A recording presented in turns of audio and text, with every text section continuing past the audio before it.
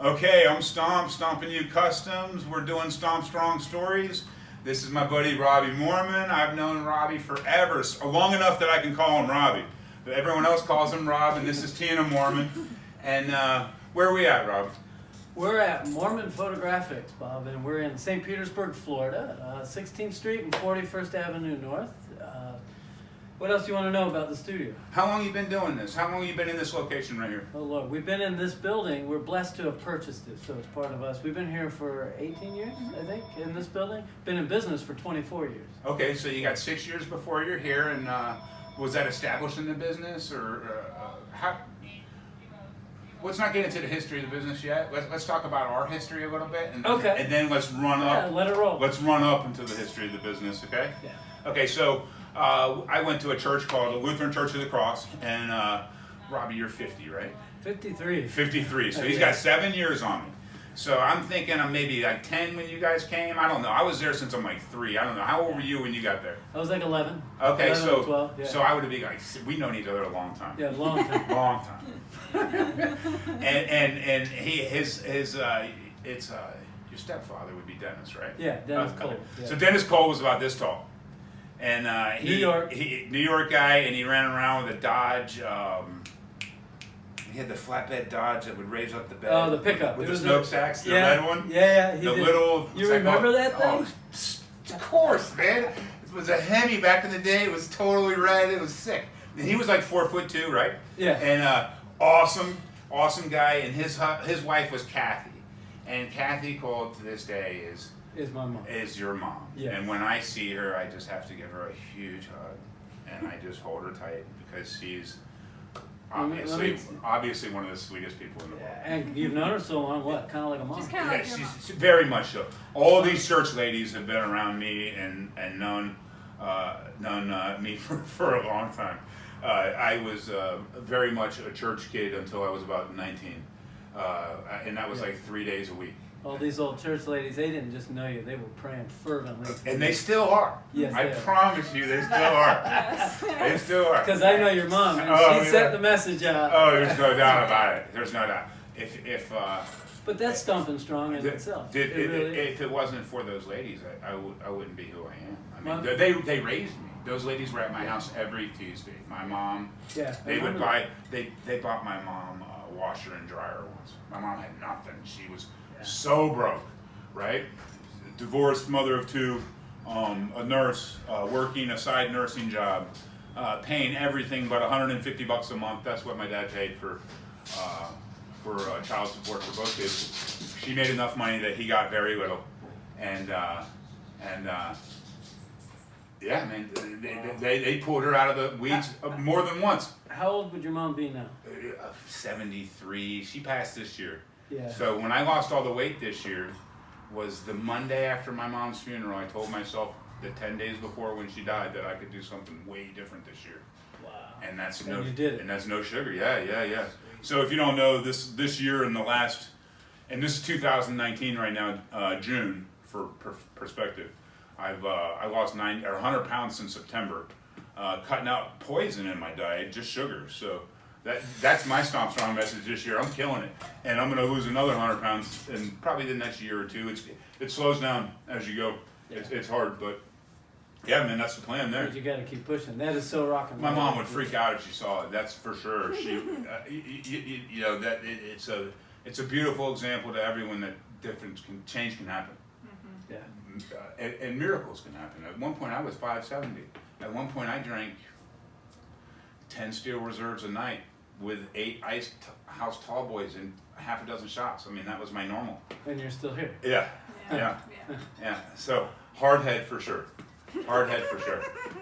Let's talk about a little bit about you. You quit drinking a long time ago. I know that, right? I quit the heavy partying. Partying. So if we go to dinner, I'll have a glass of wine. Okay. But throwing down, you quit a long time ago. I met this one and knew I had to get my act together in order to keep a bride around for a long time. So I was about 28, 29, something like that. And also, it was more than that, too. I had a lot of friends in the same boat. Everybody was partying. Everybody was doing the fun thing. And I was right there with them. And I was watching them drop like flies.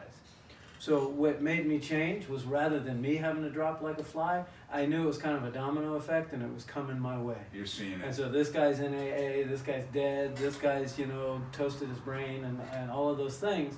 And I pulled back. There's not too many free rides in that world. No. If you're taking it over, like the fun casual use where you're having a couple drinks on a Friday and it's normal. I'm talking about a normal thing. Right. You know, if you're pre-partying before you go out, if you're having 5-6 beers before you go out, and then a half dozen when you get there, and then 12 when you get home, and then, hey man, it's only 4 in the morning, I'm gonna have a couple more. No big deal. That's a problem. And even on the weekends, that's a problem. And I can see it because I got a problem, right? So some people might not see it, but I can see it. You know what I mean? And I saw that. I saw that in a lot of my friends. You're smart. And there's a couple of them, I don't want to throw anybody under the bus. They're still around, but that hurt their life, and you can see it now. Yeah. So It's smart decisions and meeting people that make you want to do better, and I got that same story too. You know what I mean? I want to be better for myself, of course, right? But I'm not going to be around better people unless I'm better for myself, right? yeah. I'm not going to find that quality person in my life unless I'm only letting quality people in my life. Does that make sense? Yeah. I don't have no time for no bullshit at this point. It's about being influenced, life. isn't it? By being around the right people. I have to be around people that are bringing me up. If someone's not talking me up, there ain't no reason for them to be around. Right. If someone's giving me stress and it's beyond what I need to deal with for my own focus, right? Cool. If it's my mom or my sister or somebody that I have to focus on, yeah, you can stress me out. I'm going to handle that. Yeah, I'm not yeah. running off that. But if you're someone in my life that I've known for 30 years and for some reason I never figured out for 30 years that you're stressing me out, and then I see it, you're gone. I don't need to be around you. I got to protect me, right? Yeah. I'm my biggest focus. That's not my biggest focus. That wisdom comes from your experiences and age. Yeah. What experience comes with age. You just- Well, when I quit drinking, I couldn't have anything stop it. Nothing could stop it. There wasn't anybody that was going to stop that. So if I brought somebody in that was giving me that weird influence, right, that was gone. That's when I started chopping people. I lost everybody that year. It was a good year. I stayed at home. I took my lithium. I played my video games. I bought an Xbox. You know what? I know you're interviewing us, but you just said something really profound, because you said you were cutting the poison out of your life, which was all the sugars and breads and all of that. But you also did that with people that were poisoned. That was the first step. You cut them out. It's the same You thing. have to protect your ego. Is so fragile when you're stopping something. When I'm stopping a daily drinking habit from 18, I mean, I never took a break. I didn't know what that was. I've never had 2 beers ever in my life. It was never less than a 12 pack, ever. You know what I mean? I don't know what that means. So when I had to stop, I couldn't be around anything stopping that. And I looked at it very spiritual, and I'm not. I looked at alcohol as a devil. I look at sugar as a poison. I make it a fight. I make it something that is winning against me. That beat me. I don't have control of that. That's a devil. That's how I get religious. When I see good things, I also think maybe there's a God. I don't know, right? I'm not so sure. But there has to be, the way my life's gone in so many ways. I can see that. I can see the positive influence all around me from people like you. This is why I'm interviewing you. The church has started the foundation for everything in my life. Does that make sense? Even though I'm not sure where I'm at with it. And you know why. There was so much craziness in our church experience. Oh, yeah. You know what's up with that. I like to say it's imperfect people serving a perfect God. There ain't And nobody. So you're always going to have people tripping and stumbling over each other, but if the main focus is Him, you know, those people fall away, they come and go, and you know, we've recently had that experience as well at a new church Really? we were at for 20 years after that church. But I don't give up on God, No. and it's not really the venue per se, but I'll just be brief about it, is that if I was perfect, I wouldn't need that Savior. Right. So I stomp strong because I stomp with that. But that's perfect. Does that make sense? This is the perfect venue for that. This is what that venue is about. Rob, this is about me getting out to the world a picture of you at 53. Picture of you, Tina, at your age, right? This is if you guys don't have children as far as I know, right? No. Okay, no kids. but if you did, None that nobody knows when I about. tell people what I'm doing, Just kidding. when I advertise me coming in to interview somebody that I know is a badass, that I Yeah. know is something strong, the way I sell it is, this is a picture of you at whatever for your kids when you're Down the road. 100, right? But the people need to see this too about you, because you have been a consistent person in everyone's life. You know, you have been a very kind and a very consistent person, right? And you've done it your way, and that's what I want to hear about. Cool. So how did we get to the?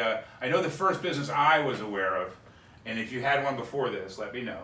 Okay. The first business I was aware was a craft service business, right? It was. Okay, so tell me about that. All right, And first what of all- year we're at? Oh gosh, it was 85, 86, probably about 87. Okay, 87. Somewhere in 1987, I was in the motion picture industry working as a production assistant. I had a commercial driver's license for big rigs, so I was driving trucks full of equipment, and I was also doing lighting and set work, and you know, one of the guys with the walkie-talkie, behind the scenes making it all tick. Right. And that was my gig. About halfway through, I met this long-haired dude who's now a friend. Had hair down to here and a beard, and he wore these Indian moccasin boots up to here. You Sweet. know? Oh, He yeah. had a look back then. Oh yeah. Well, and he and I ride motorcycles together now, so Okay. we do the motorcycle thing. What do you ride, often, just for reference? Just a little Cal 500 at the moment, but Sweet. I'm looking at some big stinky Harleys. But I got to talk this one into that. So Nice. that's another. Well, we're at the Another age now good- that you're not trying to figure out where you're paying your power bill now. It's the power bill's paid. Yeah. The cable bill's paid. Yeah. The car might even be paid off. But So you who know, knows? But to your question in a minute, but you know what else is at 53, I can see the light at the end of my life. Sure. You know, okay, I'm not dying yet, but if I'm gonna ride, I'm right. A lot of people say, don't ride the motorcycle, it's dangerous. But we have part of the story that she'll start crying and I will too, but her mom, who worked her whole life, didn't get a chance to do a whole lot. They did some things, but they didn't get to do a whole lot. Retired into fighting cancer, 4 years later died. Yeah. So I can work my whole life and die, or I can ride a motorcycle and die. What's the difference? Well, When he calls me home, I'm going home. there's a certain point where it's okay to be happy. Right. If you die, Yeah. I've done enough where I'm okay with it. I'm okay if that happens. I don't have to be happy. I'm dying for sure. But if something happened right now and something has zapped me off this planet right now, I had a sick life. I mean, I lived it. I for sure did it my way. Yeah, And that's the important part. That's the key. Well, and we have no kids, so Yeah. it's like, well, we're not going to miss seeing our grandkids and all that. But even if you have kids, you want them to see you on a Harley. Yeah. You want your Live. kids to know that yes, I'm the dude who's actually doing what I need to our do. nieces and nephews have always been close and part of our life because we don't have kids. So Sure. we're dealing with that as well. But that peace in going, hey, I could go tomorrow doing this or whatever, comes because of the belief we talked about. Sure. I know where I'm going. I'm 100% positive of that, and through what I believe in the Bible and all of those things. So I'm not tripped out about it. That's I good. know where I'm going. I'm going home, and I'm only passing through this place. And if I'm going to pass through, I'm going to do it on a Harley. I mean, right? You better get it. Yeah, You better get it. exactly. We should go. Exactly. We should go look after about 1 o'clock. I'm open. I'm on. You We'll go buy it. want to do a lunch Yeah. and then go look? Well, sure. Because I like them too. You know what I mean? Oh, When yeah. I bought my bike, right? I wanted the motorcycle my whole life. I get a job as a teacher, right? I got a paycheck that's coming in, a sick paycheck. My rent was like, I lived in the hood, 24th Street South and 5th Avenue. I remember your house, actually. I And went there for It was some insane. reason. It was insane. $350 a month for rent. There was 2 crackheads on top. I was saving up for a house, but I still had money for a bike payment. I buy an 1800 VTX Honda. I've never ridden nothing. I bought an 1800. Wow. I've never ridden nothing. I drive it around, okay? So, end of the story. I ride it around for like 6 months off and on. I'm scared of it. It's super powerful. As you should be scared of it. It's If you're insane not scared, powerful. that's But when I'm you driving. get But hurt. I'm driving around, right? Yeah. And I get on the highway and I can go like 110 in a nanosecond. I don't know yeah. why, right? But I can't go 3 real good. Okay, so one day I'm on the road. I'm on 5th Avenue and 28th Street South. This was going to be a different story, but we might as well get it in here. Yeah, I'm taking a left on the 5th Avenue. I dump the clutch and pull a wheelie. As I'm in the air, I know that I'm going left in the wheelie. I have to get to the outside of the curb and lay the front end down on the straight into the turn, or I'm going to eat it and go over the handlebars. No doubt about it. So I'm telling myself, you just got to be cool, man. Just pull through this wheelie, go through the turn on the wheel. No big deal. Lay it down before you get to the outside of the curb, and that's what I did. And I veered it into the road, and my buddy on the Harley's like, "Are you okay?" And I pulled Did you get applause? I pulled like an 8-inch wheelie all the way around the corner. And then And then like 2 weeks later, I pull it out of the garage again, right? And I went to Windsor's house, right? Uh-huh. I just sit there and shook for like 6 hours maybe. And then got on it and went home somehow. Then I'm passing 4th Street, I'm on 4th Street, and I'm 0 to 3, I couldn't go for some reason. Man, I didn't know how to ride it. It was at first, oh, I got a shift with my heel. My Right. feet don't work. I've had like 7, 8, 5 surgeries on my feet. They don't work. My feet are ducks. They go out like this. So I got a heel shift. So when I'm in first gear, my foot's off the gear. I'm trying to drive the bike in first gear with my foot in the air, heel shifting. So 0 to 3 is hard, but after that, I can kick it up no problem, right? So I started on 4th Street, went sideways like this in traffic, stopped everybody, pushed the bike to the middle, got it home somehow, and put it for sale. Kill 'em. Never put a scratch on it. They make old man bikes that are automatic now. I'm gonna buy it. Just saying. African Twin 1300. I already Yeah, looked there into you it. go. There you go, That's it, man. baby. When we go to Texas, African Twin. Honda. I love Hondas. They start up no matter what. So, I have this strange affinity for small bikes as well. I like the big ones for long trips, but these little Triumphs. And all yeah, these you've been bikes- riding those forever. A long time. Yeah. A long time. Yeah. Okay, Anyhow, so craft service. Craft right? service. So you're what in is that. first of all, what is craft service? If you're watching the credits in a movie and a craft service and Joe whoever, right? Right. What is that? Well, when you're on a set, you work 18 to 19 hours a day, and those people do stomp. They stomp constantly. That's all they do is they eat, live, breathe, and work that industry. And when they're not working, they drink and talk about it. I mean, Right. that's all they do is work and film. So when you're on set, you can't leave. So you get a headache, you want to run to 7-Eleven or whatever, Not and happening. pop a, yeah. So there's a craft service truck there that has, basically think of it as party food all day long. So you're going to walk up to an hors d'oeuvre table, and then next to it's a basket with Advil. If it's really hot out, we would make these Febreze wipes where you put this Febreze in water and ice and they put it around their neck while we're filming. And so it was my job to comfort the crew, even though there was an actual caterer that did 3 hot meals a day. In between that, they would come over to us and get nachos, or some of them, Awesome. we got a lot of LA folks, so they were a little healthier, so they would go for the fruit and the flavored drinks, and then, different ethnics. So it's not the They would- food, it's yeah, the additionals. right. Make the people comfortable additionals. Well, my saying in that business, DNR Craft Service, Dave and Rob, okay, which I'll tell you about Dave, and he and I ride together.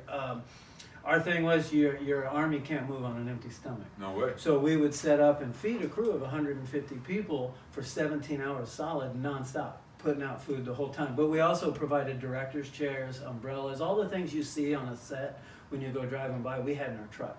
So we would rent the truck and rent the 2 of us. That's awesome. And I'll tell you, the business was awesome, and I also did other things in the motion picture industry. Here in Florida, back then, the industry would go crazy in the winter. And as soon as the snow melted up north, all the filmmakers went home to New York and Toronto and places like that. And we didn't see them again. So I worked at a scuba diving shop in the middle, but it was just for fun. Sure. I did it so that I could go diving. It was basically free diving, and I was filling tanks and filling Sure. in behind the counter or whatever. But so the food thing was pretty cool. It was an awesome gig. I wouldn't do it again because you don't sleep. It's 18 hours, and then you got to go shop, restock your truck, and do all of No that. downtime. Yeah, and you weren't selling the food. The company come in, give you a budget, and say we got $500 a day for craft service. And it was always small budget, huge crew. Small crew, huge budget. It never seemed Appropriate. yeah, right. So you could do $500 a day feeding 150 people all day long. And you had to do fancy bottled water and things like that. These people were making big bucks. I mean, Right. some directors and producers just for TV commercials were breaking $8,000 a day to film, and probably more than that to write it, and then the editing process and so on. And so they had high tastes, and Right. because of that, you had to fulfill it. It wasn't always easy, but we pulled it off. I don't regret a second of it. Did you have any people working with you, or just you and Dave? It was myself, Dave, and yes, we would hire other production assistants in the industry. And now so much time has passed that there's not a lot of them. I don't know where they are.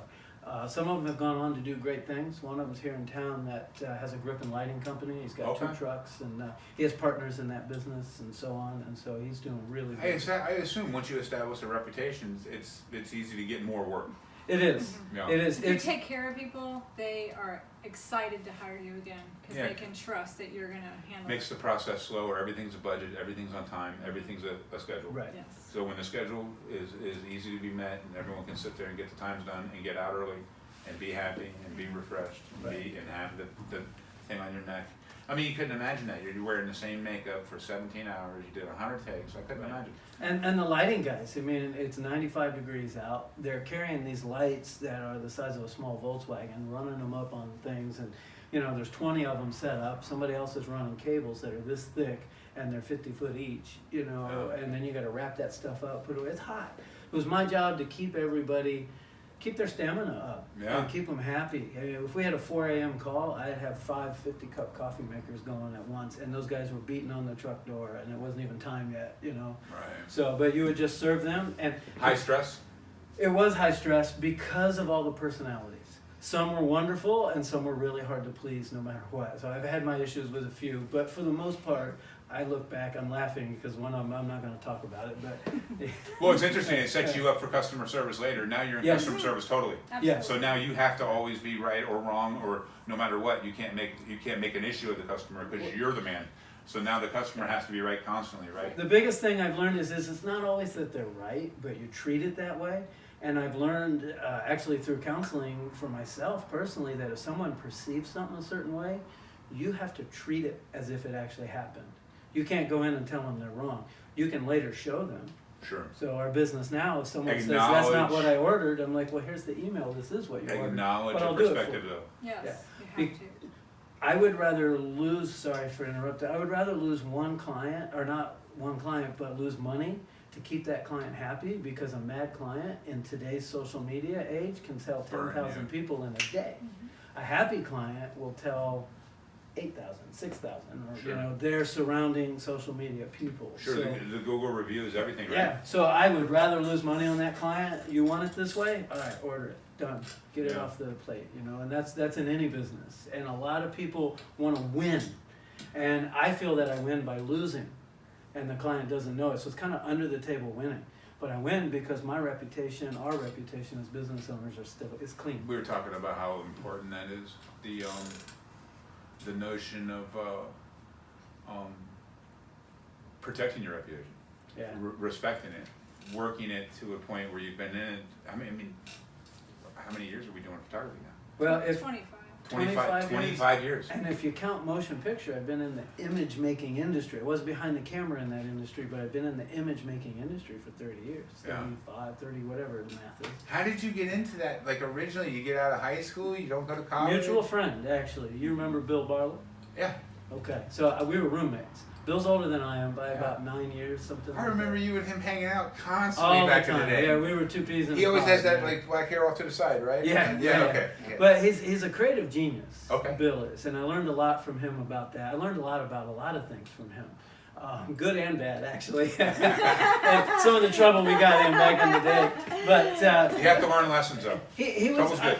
It's a long story. I was in school in St. Pete, but we lived in Odessa, Florida, and I was driving an hour every day to get to school. So I started crashing on his couch 2 or 3 days during the week to cut down on the driving. Next thing you know, he's like, hey, we need somebody to just haul chairs and set up a tent and this Got and a that job. on a film set. And I was like, all right, and 10 years went by, and I had climbed the ladder some, not to the top because I wasn't educated in the business, but I climbed the ladder enough, I was making good money. What made me really get out was burnout. Like I said, 12 to 18 hours a day, 7 days a week, weekends. I worked birthdays, I worked Easter, I worked Christmas, and I didn't It's just too work, much. I was out of town and away. So I pulled back. While working at the dive shop, and that's probably another story. Let's back up a minute, because remind me to tell you about that. But Okay. then we want to talk about you and your alcohol. So what stopped DNR Craft Service was my buddy Dave, good friends, and I think he's going to be fine with me sharing this. I won't go into detail, but Dave ended up with an addiction problem. Let's celebrate first before I tell the story. He's in his 19th year of being clean. Wow, good job, Dave. I went Good to job, his Dave. I'm gonna start crying because we were tight in business, and it wasn't always perfect, but that's any relationship. And he got his coin at AA for the Nice. 19 years, so I went and attended that. That's awesome. And, yeah, and he's surrounded by all these hardcore bike riding kind of guys that have all been through the same thing. And so I haven't been through it at that level, but sitting with them and listening and talking to them and realize they've been through stuff that I can't even touch with my soul, that I don't know what they've been through, but I can accept that and understand that. So Sure. anyhow, that's kind of the demise of DNR Craft Service. I saw things going south. Dave doesn't actually know the whole story as to why. I just did it and sold everything and gave him his money and said, we're done. After a long phone conversation. Well, maybe this kind of puts a little light on it for him. Well, and I'll share a God story because the phone call ended with lots of FUs and, you know, it wasn't really a good scenario. Sure. I don't know how many years later, let's just say 18, 19 years later, 20 years later, I'm at Calvary Chapel, St. Pete. I decide personally that I want to get baptized. So the church we worship at is the Calvary Chapel, and our pastor at the time was doing baptisms on the beach.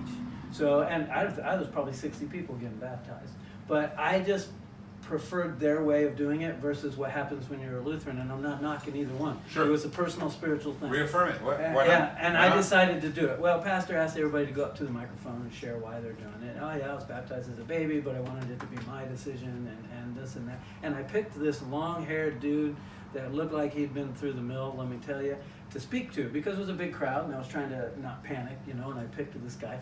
I hardly recognized him, actually, because he'd been through so much. Well, I go get in line, and I'm getting ready to get dunked, and someone comes up, puts their hands from behind over their faces. Guess who? Instantly, I knew the voice without seeing him. It was Dave, and I turned around, and it was the same guy I was looking at.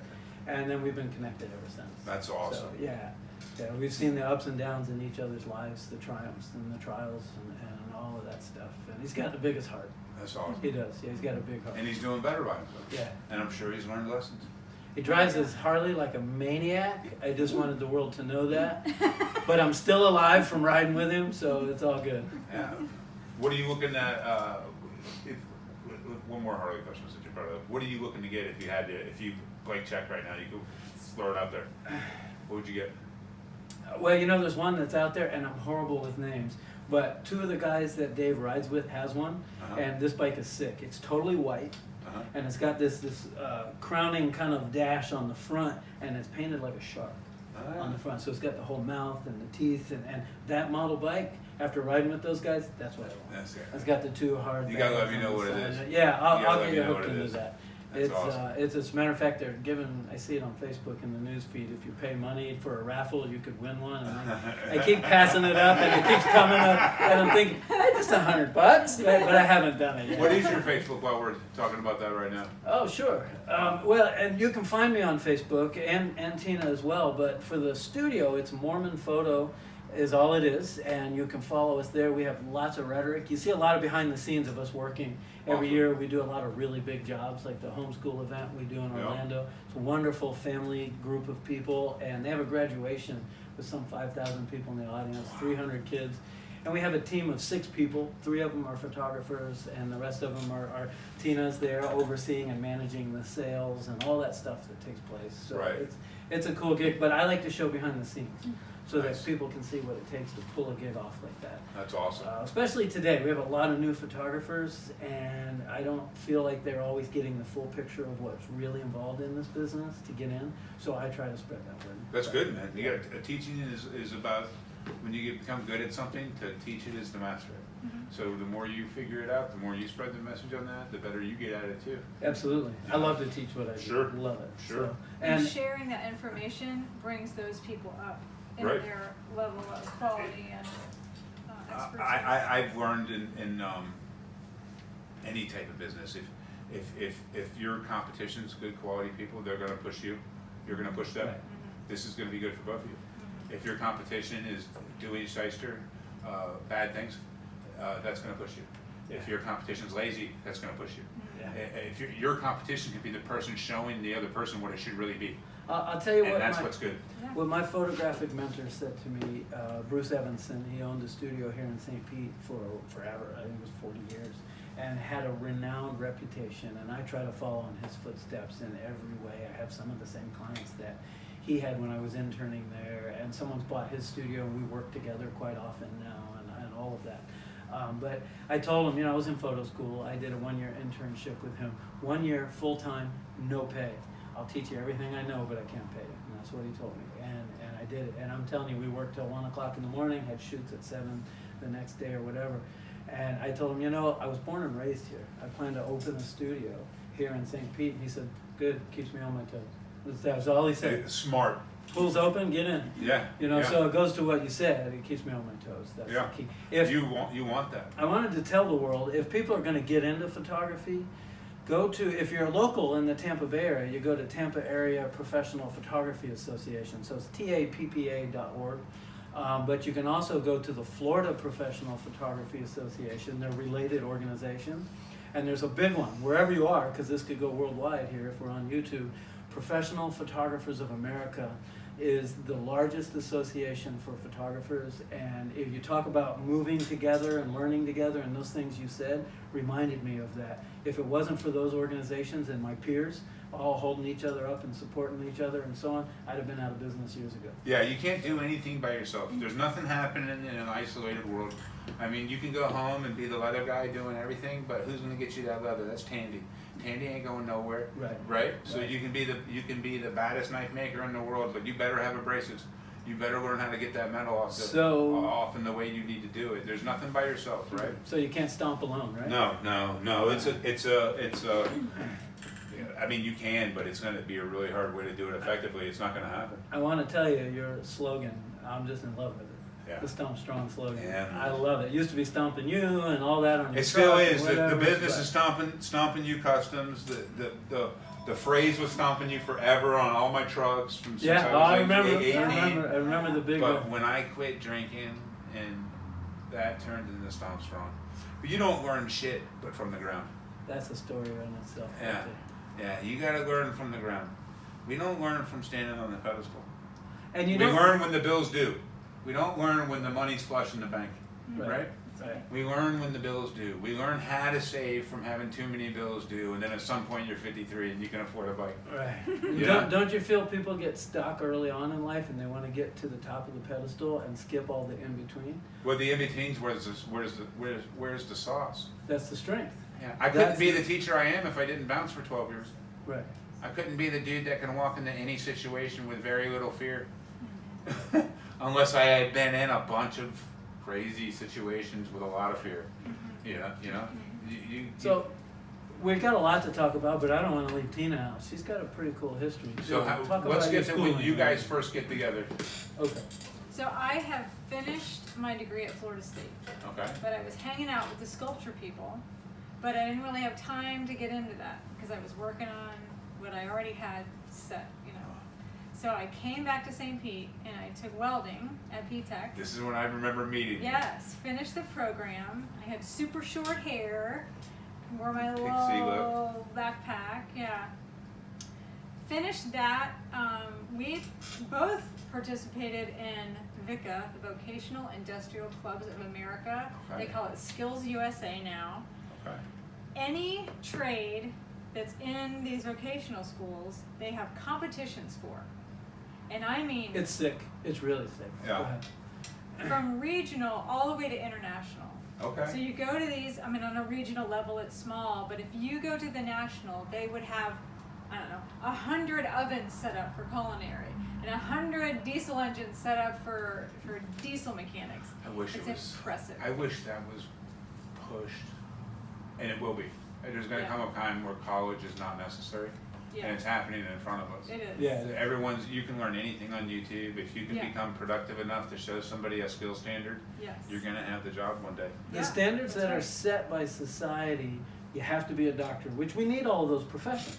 You have to be a lawyer, you have to be a doctor, you have to be an architect, you have to have this 5-year degree, or if you're a doctor, much more than that. Sure.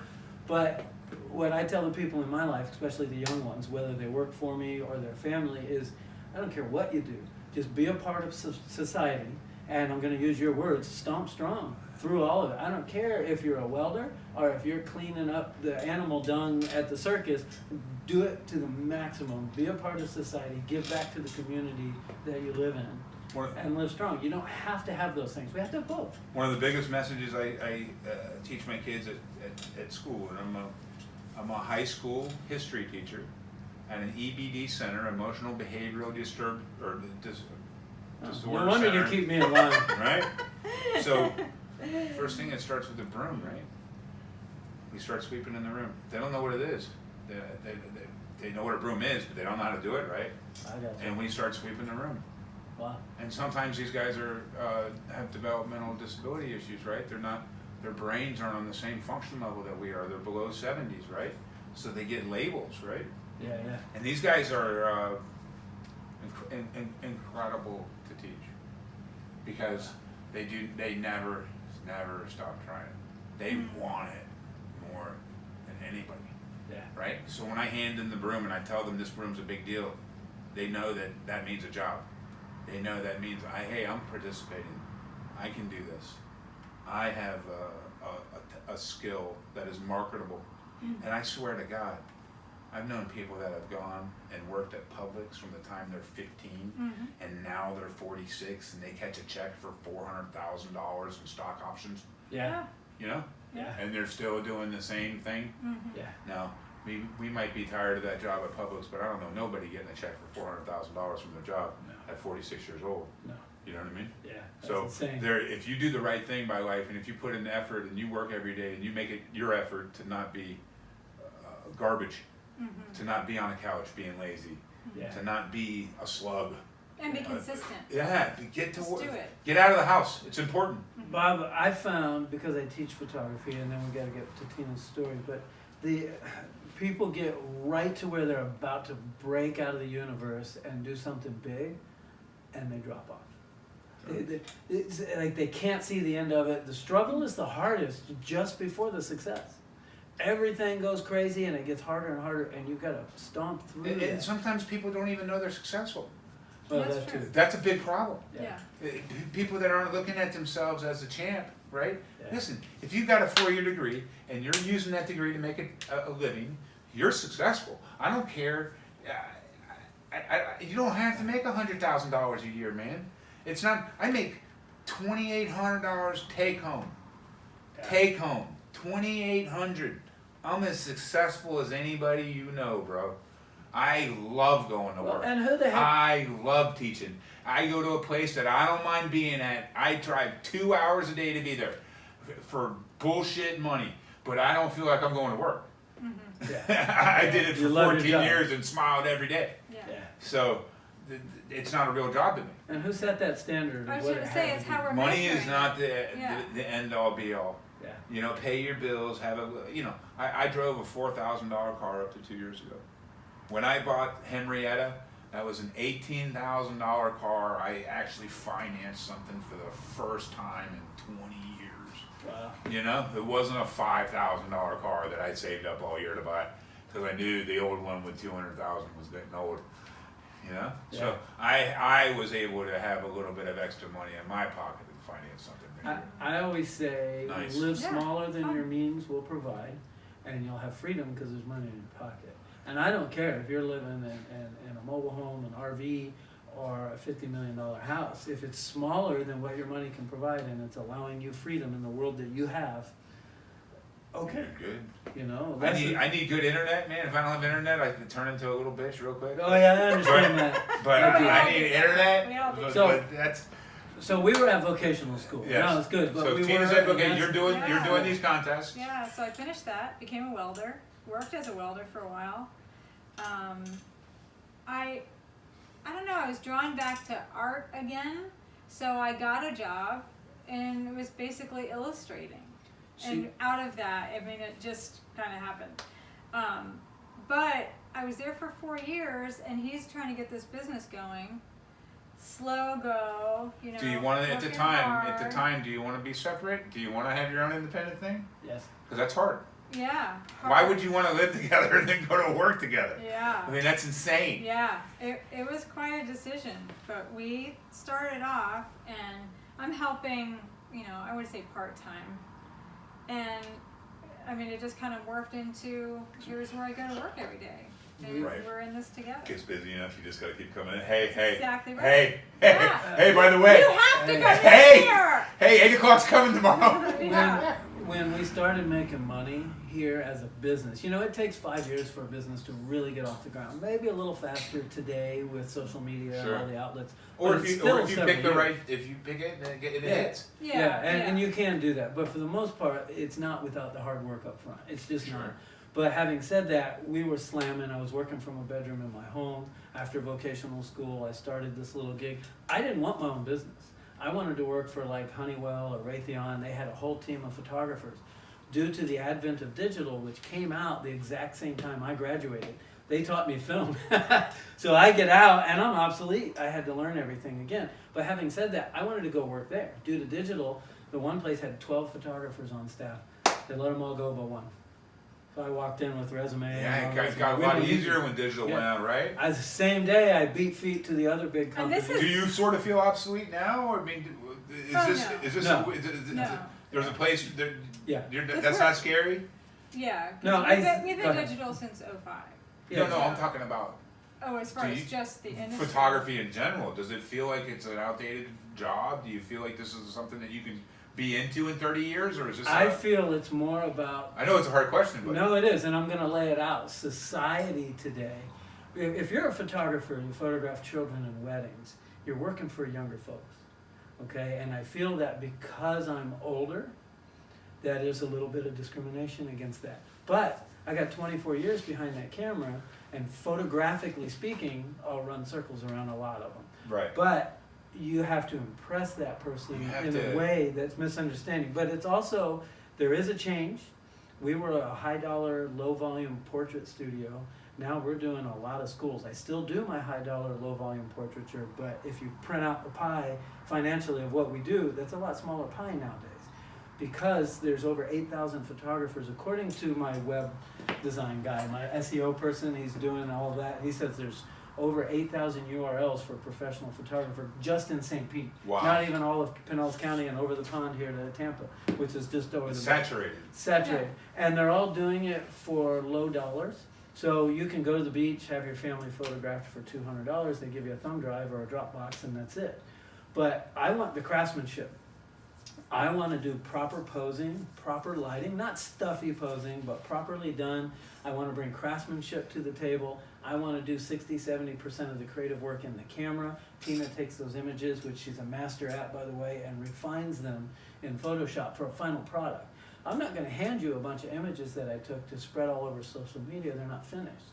The difference is the amount of time, equipment, energy, and retouching that we put into it is a lot more. But how do you sell a non-tangible digital file as higher end? You see what I mean? Yeah. It is, and it definitely That's why I is brought it higher up. end. Yeah, it's It doesn't definitely make higher any end. sense to me that No. that you couldn't go high volume or something like that Right. to make it a little more efficient. Now we've transformed into doing. We have I think it's 8 private schools that we're doing, and I love the kids and I love the schools and the people we work with. It's grueling. You're up at 5 a.m. You're loading a truck loaded down with gear, Lot of work. 2 photographers, whatever. By 1 o'clock, I've got 500 kids past my lens, and so does the other photographer. Well, 500 between the two of us at this one school that we do. And then the back end work that my sister Kelly works here, Tina works here, and the back end work of all of that is intense. I Yeah. mean, people are calling, we forgot to order. 6 months later, they're ordering stuff, and you got to pull files and put it together and get it to the lab and deliver it to the school or their home or whatever. And the details are insane. I don't regret it. I'm glad we did it, because when the world around you changes, if you don't change with it, you're going down. And we changed. Right. So to me, that's kind of us stomping in order to stay in business. You have to stay busy. I'm still behind the camera, and I love that. Nice. So that makes sense. My passion was people and portraiture, and I love taking a family out to the beach. And Yeah, being we've able- done. I remember our family portraits Yes. were incredible. Yeah, thank you. And I mean, shit. It gets me teary thinking about it. Well- that was Grandpa. That was Dave. Everyone's dead now. That's right. Right, that's where I was Everyone's going dead with now. it. That's where Everyone's I was going. dead. That's where I was And going. So my mom's that's in that what picture. drove us. Dave's in that picture. Yeah. Grandpa's in that picture. Yeah. You know what I mean? Yeah. Creating that For the legacy. world to know, Bobby's crying right now.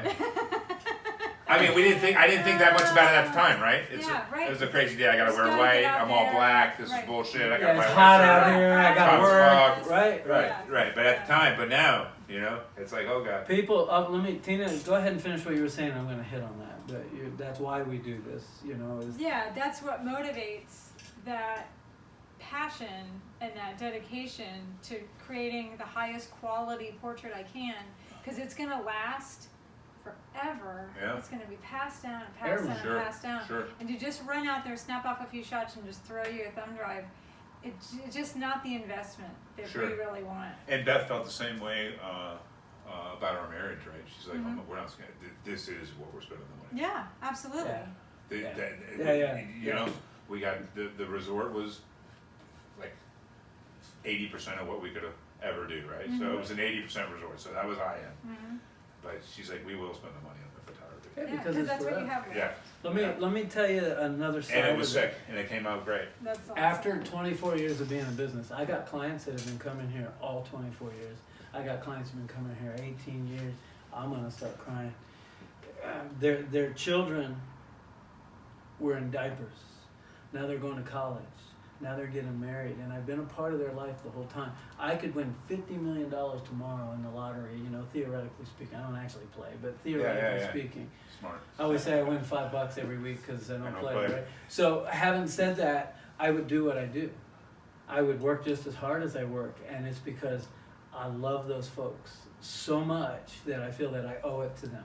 I feel like I would be bailing out on them what I've promised and honored and done.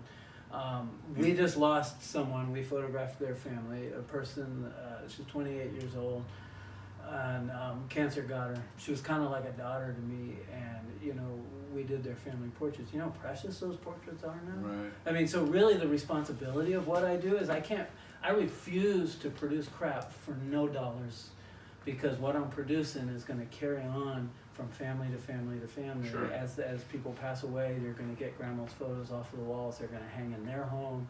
They're going to become heirlooms. Even if they digitize them, they still have them, and now they're in a digital frame or whatever. It's always a big deal. They have that. And people bring us old black and white photos, 1920s, 1930s, whatever, and they're damaged. Tina restores them.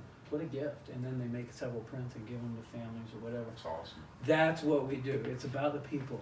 I love photography. I can go shoot bugs and flowers and mountains and landscapes all day long. First of all, there's a bazillion people doing it, and nobody wants to buy it. So it's not satisfying to me. Right. I can create the art. I've Yeah, been but you behind got the to pay camera your for- bills. Right, I gotta pay the bills, and to me, the satisfaction is hunting for the gig, landing it, getting creative, making it happen, nailing it, and then I'm eating because of it. So it's the whole piece. It's not just being behind the And camera. you're working for you. That too. Mhm. That too. Yeah. So anyhow, Okay, that's the gig. All right. So you're doing the contest, you're doing the thing, you come in here, you're taking the Yeah. classes, now you're working full-time photography. So, I'm running a studio now, paying the bills, contacting the clients, confirming appointments. We're doing all this Scheduling stuff. interviews. Scheduling interviews. So this is probably 99, Okay. 2000. So we do this, you know, several years. Well, in 05, we finally decided we are going digital. The other people around us have done it. It's I was a diehard film. I didn't want to change. Go ahead. I did not want to change. It's a pretty daunting process, getting all this transferred over. Now we need computers. Who's going to retouch it? Am I farming this out? Am I doing it myself? Who's going to print it? Am I using my old lab? Are we going to do it in-house? We're going to make all these decisions. A lot of equipment. So yeah, we make this transition, and I am using my artistic skills to enhance and retouch portraits every day. And that doesn't stop, No. right? Every time you take a shot, someone has to make it right. Yeah. Right. So and this is almost a collaboration where you guys Yeah. can talk about something that's outside of the marriage, it's outside of the business. Now we have to collaborate together and be Yeah. successful together Yeah. and get along. It's a Yeah, team, yeah. which is kind of a picture of biblical marriage anyways, believe it or not, but it's still, we're a team in this. And listen, we had some throwdown fights. It wasn't Sure. all easy, it wasn't all simple here because of this. Does that make sense? Yeah. Yeah. So, Sometimes it's hard to agree about business itself. Sure. What are we going to do about this? How should this Well, line and someone has to sort of be the boss. yeah. Someone sort of has to make a call and say, hey, this is fucked because I fucked it. right? I said do that, it's on me. Right. Yeah. You have to, the good and bad Now- has to come. Tina doesn't always toot her own horn, so I will tell you, she did phenomenal in college and art school, passed with flying colors, worked her way through a really high-end preparatory school here in town, Shorecrest School, and then college, and then after college wanted to learn welding and went through vocational school. She won awards. Yeah, against I some remember really I remember big- the art. The welding art was fun. Yeah. In fact, when I started Stomping New Customs, one of my first calls was with Tina, going, "Are you still doing the art?" Yeah. Because it was good. Yeah. Yeah. And she's like, "Well, not as much." And I'm like, "Well, listen, if you want to make a few things and we list it, and then you make as you go, or you have like a standard 5 things you make, She still has a shop in the yard set up, ready to go. Everything's in there. It's there. we can do that." Yeah. This place takes up. I feel guilty about that. That's why I'm good. saying if you had a few My set business. pieces, if you had like 3 or 4 things you like making, and then we could just list it, and as we sell, you make, Yeah. and then we say, "Hey, it's going to take 8 weeks to have her make that." She makes these custom for you. Do you have any colors you like? And then we turn. See, that's what I do. I don't sell necessarily the knives that are. I sell knives on my wall for sure. You come over, you want to see a knife? I got 150 for sale right now. Yeah. It's a big custom store, right? But what I do is you tell me what you want, and then I find a maker that's appropriate for the budget, for the build, Right. for the years in that you want, for the what you can pay for. Sweet. And then I find it, I get it. So we'll say the maker's knife is $300. You're gonna pay $300 for it. I'm gonna get 20% of that sale on the back end from the maker. So my fee comes out of the Yeah. 20% I make comes from the maker. You get a percentage. And if I bought it on my wall, I got it for 30% off, so I could ship it to you for the same price that I sold it at. Wow. So everything's prepaid on my wall. They're ready to go right now. I got like 150 to go at all times. I follow your Facebook. I Yeah. see you every morning. So that's how I maintain and can put someone on a knife instantly if they're going camping tonight, tomorrow. Nice. I can get it to them instantly.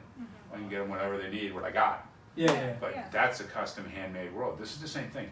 This is why I'm here. This is a handmade product that's going down between the two of you, right? And so then when you figure out that you're doing the art part, because there's always an editor for a photographer. Well, and I showed you my knife collection, and it's grown since then. Now, Yeah. someone in the family just gave me. I showed it to you. I didn't know what it was. You remember Yeah. that text? Yeah, yeah. Found out more about it. That knife was made by an American in a World War II concentration camp. There you go. He was making knives in the camp and giving them to other people. Well, the first husband of my mother-in-law now was this guy that received this knife. Okay. So I'm digging to find out who made it, and I don't know yet. She's trying to struggle to find his name. If I can. Are get there his- maker marks on it? Because you can look them up online sometimes. Yeah, I'll take a look. I didn't see anything. That was the problem. But it was solid blade through the handle. But anyhow, That's awesome. yeah, That's cool awesome. stuff. Yeah. Cool history. Yeah, and I got into it from my wife bought me a handmade custom tomahawk, and I was in love. I was like, oh, this is so sick. This is so crazy compared to Yeah. like a cold. Not that there's nothing wrong with cold steel. I have all kinds of cold steel, but this is so nice compared to this. Yeah. You know. And the way it feels. Yeah, just everything. It was night and day. I instantly felt connected to it. Cool. You know, and that's very similar with all our stories. We're gonna gravitate toward things we like, right? Yeah, absolutely. Okay, so you're doing the editing thing.